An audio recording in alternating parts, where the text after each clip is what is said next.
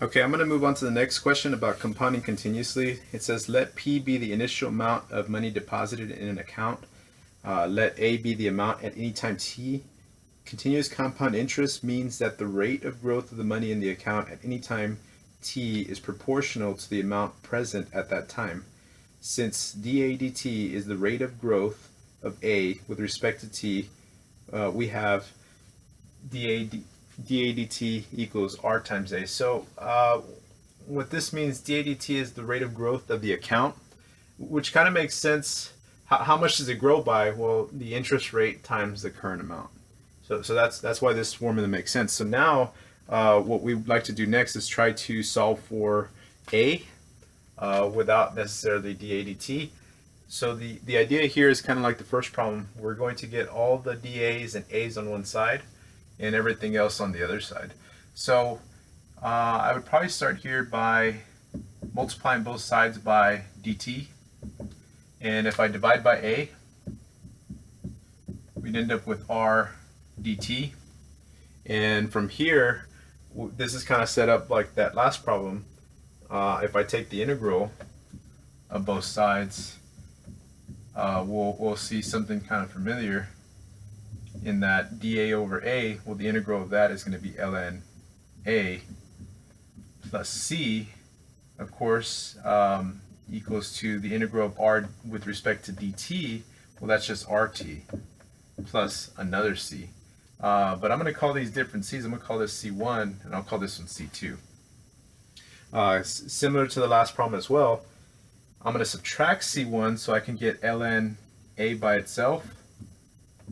And then I end up with RT plus, we'll say that C2 minus C1 is just going to give us another constant. So we'll call it C.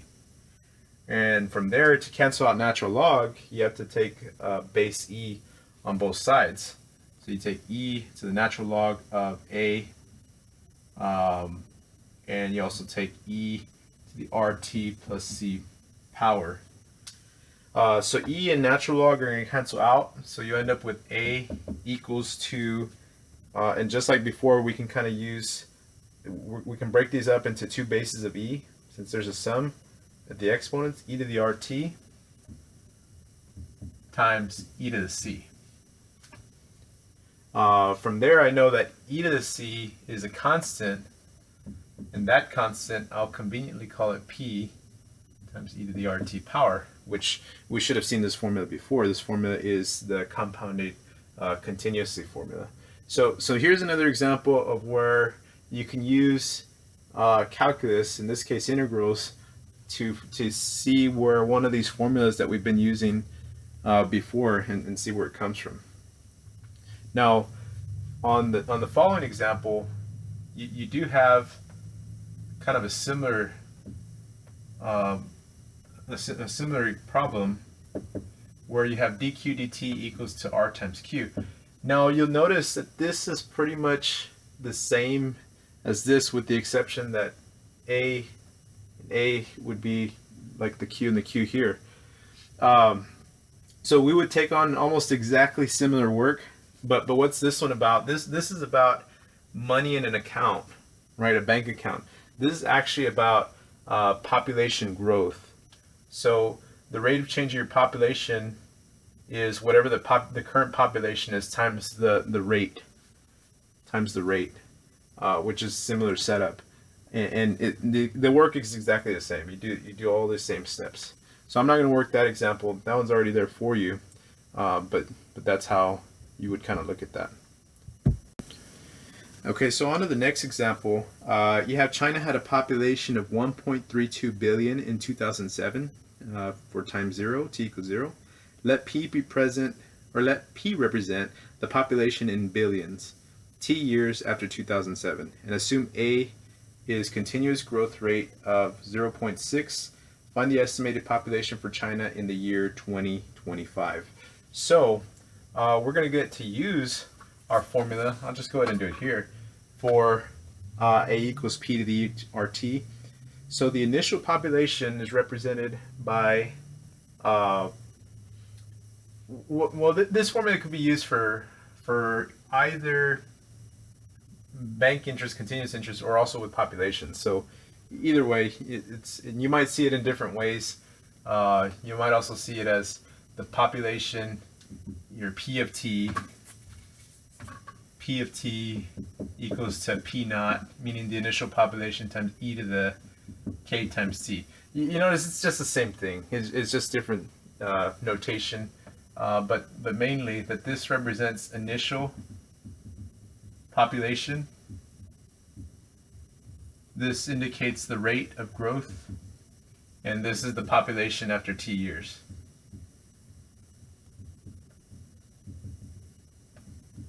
But you've done this before. So the population after, in this case, they're interested in 2025. 2025 is minus 2007. That's going to give us 18 years. So t in this problem will be 18 years.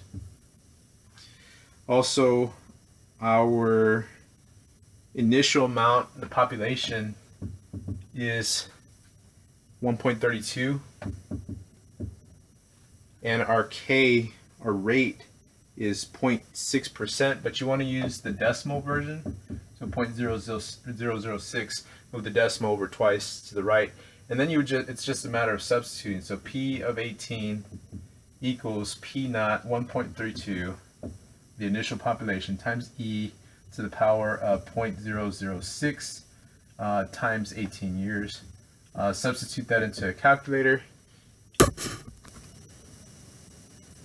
So after substituting this into a calculator, I get 1.471, meaning that in the year 2025, we estimate that China's population will be 1.471 billion people. Okay, so let's go ahead and look at the next question. The next question says, a bone from an ancient tomb was discovered and was found to have 5% of the original radioactive carbon present. Estimate the age of the bone. So again, this formula, we have, we're going to start kind of with the same thing.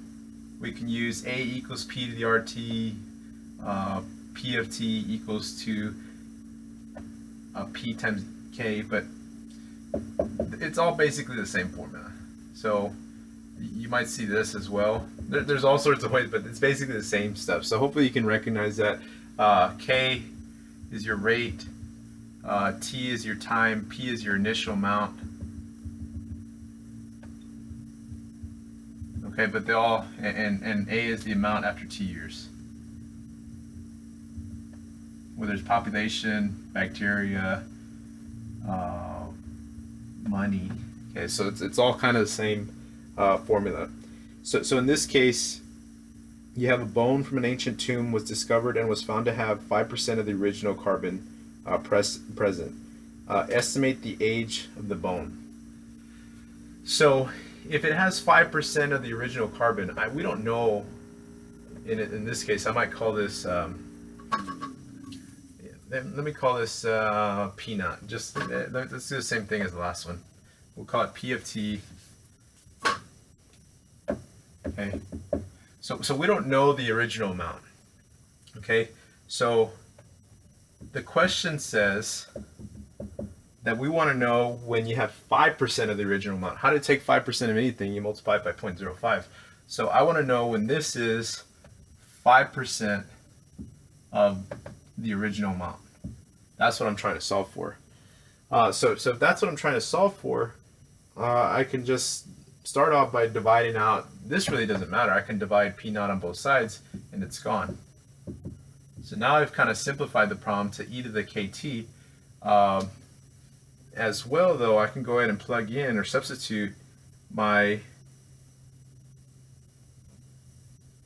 k, right, which the factor from the previous is 0.02, and that's given. Okay, that's given in the problem itself from R. Yeah, so I guess we can use R as this right here.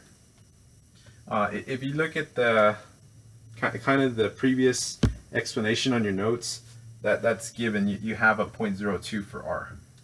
Okay, and then from there, your T is unknown, But other than that, I mean, we pretty much have a setup.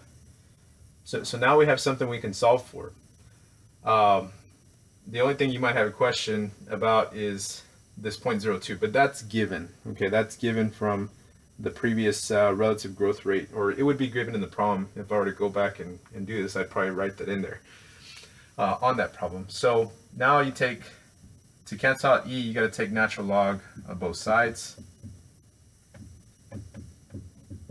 Okay, this will cancel out the natural log, leaving you with 0.02t, and you have natural log of 0.05. And then I divide out 0.02 and I've solved for t. Now I wouldn't necessarily calculate natural log until the end. Okay, usually if you round to the end, that's better. So I'm going to go ahead and type this into the calculator. You get ln 0.05 divided by 0.02. I get negative 149.78. Okay, actually one more edit. So I noticed here when I had a negative, I realized this is an exponential decay, so the rate should be a negative rate. Okay, so I'm going to go back here and put negatives throughout all of this. And then so when I divide here, I'll divide by a negative. So now if I divide natural log of 0.05 divided by negative 0.02, I'm going to get actually a positive number, because having a negative time would not make sense. So I had to go back and think a little bit about why that was. But the whole reason was this is an example of an exponential decay, because the carbon is decreasing in the bone over time. So that's that correction. So you got to kind of know, okay, is it growing? If it's growing, you use the regular formula, you know, P naught times e to the kt. That's the exponential growth. This is growth, or a limited growth, and then, or is it decaying? If it's decaying, it's almost the same thing except negative kt. Okay, that's decay. Okay, so those are just some things you want to keep account of. So, and just to say what we found, we've answered the question. If it's found that this bone is 5% of its original amount, then the age of the bone is 149.79 years old. Okay, so I wanted to include a brief discussion of these different types of graphs that you could get. One is unlimited growth. You kind of have this exponential graph, and here's an exponential decay. So we kind of saw two of these. This is with like the money example, compounding continuously. You'll see stuff like this. Also in short-term population growth, and also price supply curves tend to have unlimited growth equations. Exponential decays, this would be kind of like maybe the depletion of natural resources, radioactive decay, price demand curves, and atmospheric pressure decreasing with altitude, just kind of like it says on your paper. Also, you know, carbon dating is exponential decay, and another examples would be limited growth, this type of function, which these two kind of tend to be more realistic with populations, because populations don't explode and continue to grow forever. Even us as humans, one day we'll max out the supplies of the earth, and we won't be able to grow any further. So this is, you know, some of these would be like things that are temporarily on sale, that they grow fast and then eventually they die out, the fads die out. So or maybe like how fast Facebook grew over time and then it kind of leveled out. Maybe not as many people are adding Facebook, or they've reached their maximum. So there's always some limit. And then finally the logistic curve. Both of these are kind of more realistic because there's some limit. You know, for instance, on this one, this is kind of like how you have maybe wolves growing in the forest, or rabbits, right? They're going to grow and grow and grow, but what happens? Do wolves grow forever? Well, it depends on their food supply. It depends on their water. So those are limits in real life. You know, real life limits. And so they can only grow so much. There's constraints like space and things like that. So these are just a couple of ways you'll see different types of functions. or different ways that they could actually apply to the real world. Okay, so I went ahead and added some questions similar to like what you'll see on the homework. We've done some of these already in the video, but I wanted to give you a chance to kind of practice them. So this example asks to find the general solution to this equation. In other words, solve for y.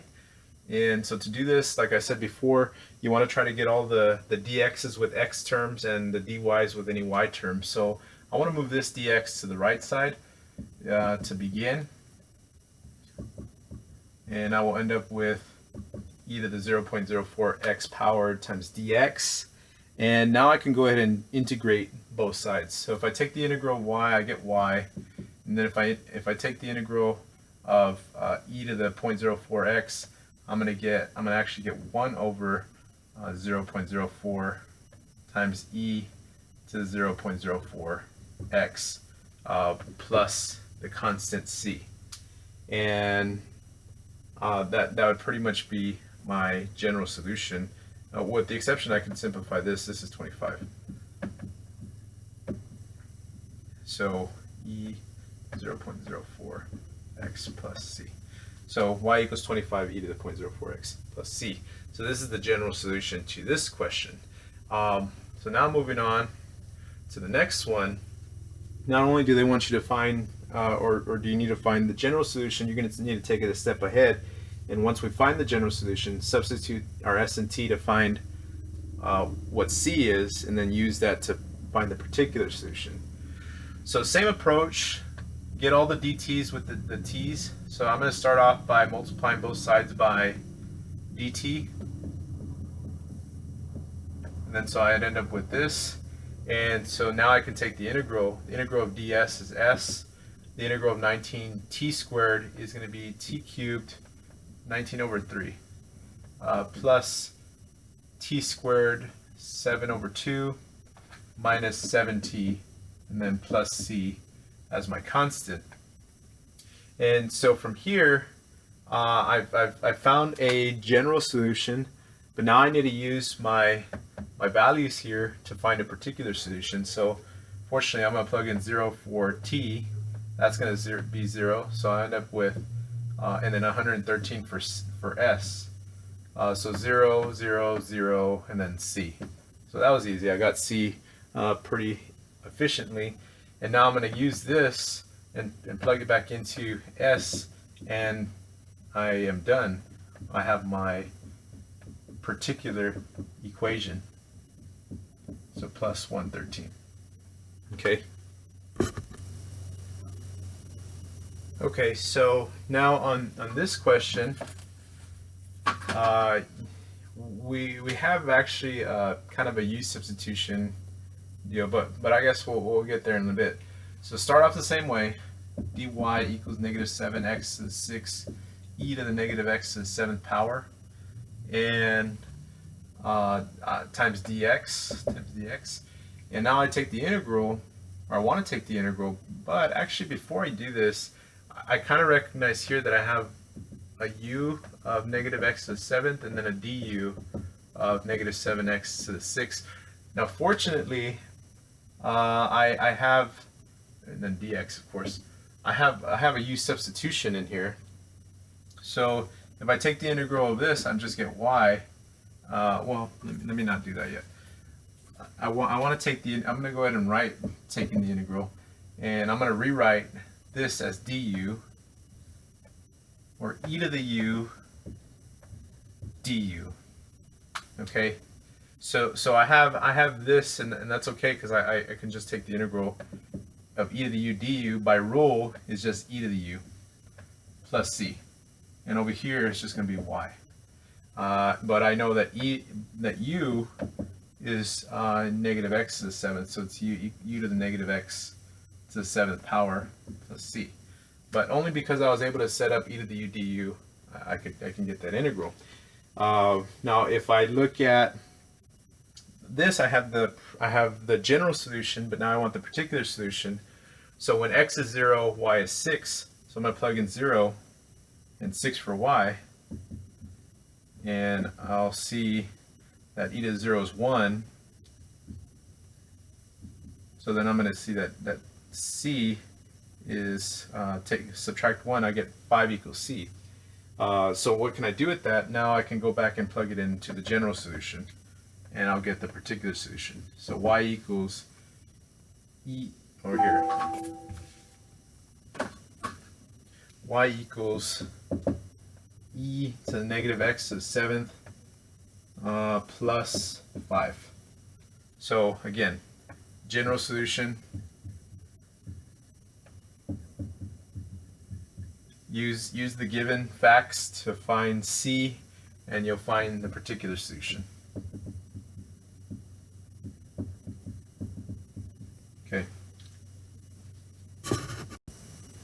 Okay, this is more the same. Again, the general strategy is get your x's and dx's on one side and dy's and y's on one side. So I'm going to start by multiplying both sides by dx, and I can just go ahead and take the integral. So that's y. The integral of 12x dx, that's going to be 6x squared plus c. So that's the general solution, and that's all they're asking for on this one. So let me go ahead and write up the next one. The next one is dx, or dy dx, equal to negative 0.7 y when y of 0 equals to 90. So in this problem, it's going to be kind of similar to the very first question we did on this section, and I'm probably going to want to start the same way. Multiply both sides by dx, but then I'm probably going to want to divide by y, because then I'm going to see this, and I know the integral of that. And over here, I'm left with 0.7 dx. So I'm going to go ahead and start to integrate this. The integral of dy over y, that's natural log of y, plus c, and take the integral of this, I would get negative 0.7x plus c. If I subtract the c's from both sides, I'll get the integral of this is like c1, c2. Subtract, I'll end up with another c. So plus c. The only way to solve this is take the exponential with the base of e. So e to the natural log of absolute value of y equals e to the negative 0.7x plus c power. This cancels out, leaving me with y equals e to the c, or e to the negative 0.7x times e to the c, which this is just a constant, so this is y equals some constant times e to the negative 0.7x power. They do want a particular solution. Okay, so let me kind of take some space over here. Well, here, I'm not sure y'all can see that, but I'm going to write this. It's c e to the negative 0.7x. And I want to find c. So when x is 0, y is 90. Plug in 0, y should be 90. Okay, that's 1, so that means c times 1 is c. So then I'm going to use this and substitute it, and I have my particular equation. Okay, so here we want to graph some slope fields. Now here I'm going to kind of go coordinate by coordinate. So negative 2, 2, the y coordinate's 2. That's the only thing that's going to matter here on this one. So I'm going to do 2 plus 4 is 6. So I can imagine an up 6 over 1 slope be something like this. This is negative 1, 2. So I'm going to plug in 2 here again, and it's going to be the same slope. This is 0, 2. The y coordinate is 2 again, so I'm going to have the same slope of 6. 1, 2, same slope of 6. 2, 2, so plug in 2, 2 plus 4 is the same slope of 6. So hopefully you get that idea, but that kind of continues. So negative 2, 1. 1 plus 4 is 5. Okay, so that's a little bit less steep. And negative 1, 1. The y coordinate's 1. 1 plus 4 is 5 again. A little less steep. 0, 1. same coordinate, 1, 1, same slope, 2, 1, same slope. At 0, 0 plus 4, it's a little less inclined. Okay, imagine up 4 over 1 in that direction. Okay, and at negative 1, negative 1 plus 4, it's a little less inclined. It's going to be in the up 3 over 1 direction. Okay, and then at negative 2 would be at a 2 slope, so it's going to be in the up 2 over 1, so a little less inclined as well. And then so on and so forth. We could have graphed something bigger, but I don't want to make it too big. So that's the slope field here. Again, that's what we call the general solution. Now over here, you would do kind of the same thing, but now if I go negative 2, 2, my x coordinate's what matters, because negative 2 minus 4, that's actually negative 6. So now I'm going to go in the negative down 6 direction over 1. So it kind of has that slope. And this time I'm going to work my way down, because I realize that anything with the negative 2 is going to have that same slope. So this will have the same slope. Negative 2, 0 will have the same slope of negative 6. Negative 2, negative 1 is going to be negative 2 minus 4. That's also negative 6. And then negative 2 also is negative 6. With that same idea, anything with an x of negative 1 minus 4 is going to be negative 5. So slightly less inclined. And all the ones on this line for x equals negative 1 will have that same slope. And for x equals 0, 2, 0 minus 4 is negative 4. A little slightly less inclined as well. Okay. And at 1, 2, it's 1 minus 4, so that's negative 3. Slightly even less inclined. And then 2, 2 would be 2 minus 4, which is negative 2. And that's kind of in the 1 over 2 direction, so a little bit less inclined there. Okay, so there would be your slope field, okay, for dy dx over equals x minus 4.